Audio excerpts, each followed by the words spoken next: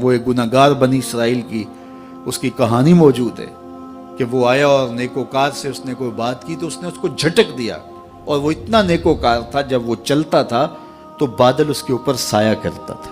अल्लाह ने उसको इतना नवाजा हुआ था, लेकिन गुनाहगार को देख करके उसके अंदर नफरत के जज्बात पैदा हुए। उसने कहा मेरे से बात ना कर, पीछे हट जा। अल्लाह अकबर। तो वो बेचारा बड़ा रोया कि मालिक मैं इतना गुनाहगार हूँ कि तेरे पाक बंदे मुझे अपने पास बिठाने के लिए भी तैयार नहीं। दिल टूटा, शिकस्तगी पैदा हुई। कहा लेकिन मालिक तेरी मर्जी, और वापस पलटा। लेकिन जब वापस पलटा तो वो बादल का साया जो उस नेकोकार पे था, वो साया इस गुनाहगार के सर पे आ गया। तो वो करम नवाजी जिस पे फरमा दे उसके सारे बंदे हैं। तो अल्लाह को जो है वो तकब्बुर की नेकी नहीं, वो गुनाह जिसके बाद इज्ज पैदा हो, अल्लाह को वो पसंद है।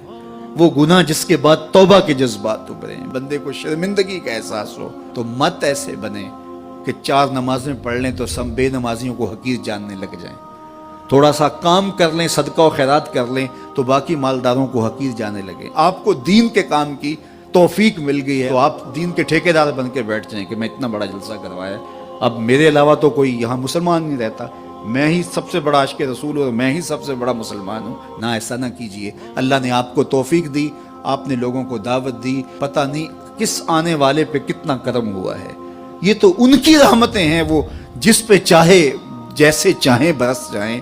हम कोई ठेकेदार थोड़े हैं, हम तो नौकरी करने वाले हैं, हम तो जूते उठाने वाले हैं। हो सकता है किसके सदके मेरे वालिद गिरामी मुझे याद आते हैं, वो मुझे फरमाया करते थे जब गुफ्तगू के लिए निकलने लगे और लोगों का हुजूम होने लगा, तो वो मुरब्बी थे बड़े, और बड़ी हिकमत के साथ जो है वो कोई ना कोई बात समझाते रहते थे।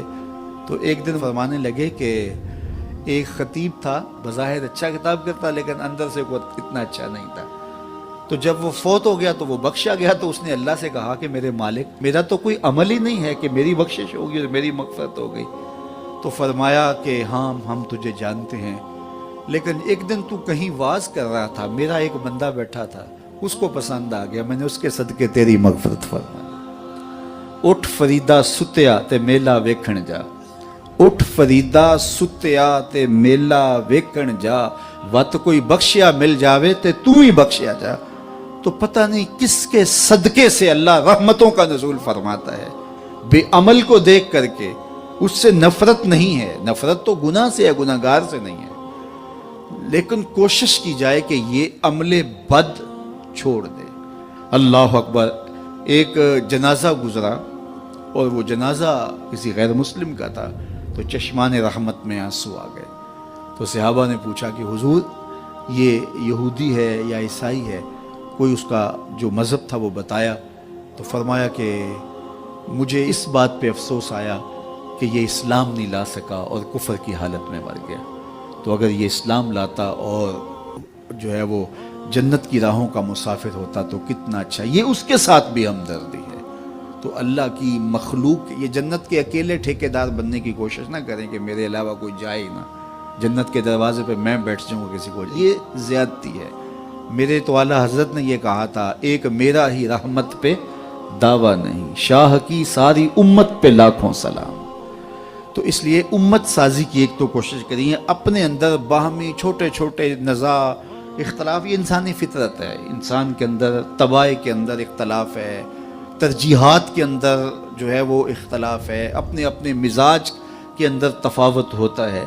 तो ऐसा ना हो कि छोटी छोटी बातों से आप जो है वो उम्मत को फाड़ चीर के रख दें, नहीं, बल्कि उम्मत का जो तसव्वुर है उसको कायम रहना चाहिए। तो गुनाह के बाद जब इंसान के अंदर नदामत का इजहार होता है, वो जो आंसू टपकते हैं, बंदा अपने आप को छोटा समझता है, मैं इतना गुनाहगार, मैं पापी, मैं मुजरम, मैं मैला अथरू। जब वो अपने आप को देखता है कि मैं इतना बुरा शख्स हूं, तो फिर अल्लाह की रहमतें उसके ऊपर मुतवज्जे होती हैं। तो उसको पसंद है कि जब बंदे उसके हुजूर आजिज़ी करते हैं, उसके हुजूर माफ़ी मांगते हैं, तो मत किसी को हकीर जानना कि ये गुनाहगार है, न जाने उसका अंजाम क्या हो। कितने गुनाहगार उनका आखिर अच्छा हो जाता है, कितने नेकोकार उनका आखिर अच्छा नहीं होता। इन्नमल आमालु बिल खवातीम, वो थी तो फाहिशा औरत لیکن ایک کام کیا کہ ایک کتے کو پانی پلا دیا، اپنے دوپٹے سے جوتا باندھ کر کنویں میں لٹکایا اور اس کو پانی پلا دیا۔ حدیث پاک میں آتا ہے اللہ اس کے صدقے سے اس کی خطائیں معاف فرما دی۔ اور ایک نے بلی کو مار دیا خاتون کو، اور وہ جہنم کی آگ میں جلنے لگی۔ اس لیے کون کس کا انجام کیا ہوتا ہے؟ ہمارے بزرگ فرماتے ہیں کہ بچے سے پیار کرو کہ اس کے گناہ کم ہیں، اور بڑے سے پیار کرو اس کی نیکیاں زیادہ ہیں، اس کی نیکیاں زیادہ ہیں۔ چھوٹے سے اس لیے پیار کہ اس کے گناہ کم ہوں گے، اور بڑے سے اس لیے پیار کہ اس کی نیکیاں زیادہ ہوں گی۔ اور اسی طرح جو ہے وہ خیال کرو کہ ہو سکتا ہے اس کا انجام بخیر ہو جائے اور اس کا آخر کتنا خوبصورت ہو، تو مت کسی کو حقیر جانیے گا۔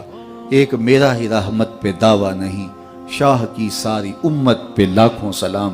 تو حضور کی امت سے پیار کرو، مخلوق خدا کو جوڑنے کی کوشش کرو، اور آقا کریم علیہ الصلوۃ والسلام نے یہ جو امت کا تصور دیا اور کہاں کہاں سے لا کے کہاں کہاں کے افراد کو ایک گروہ میں، ایک جماعت میں اور ایک امت کے اندر پرویا، ایک لڑی کے اندر پرویا۔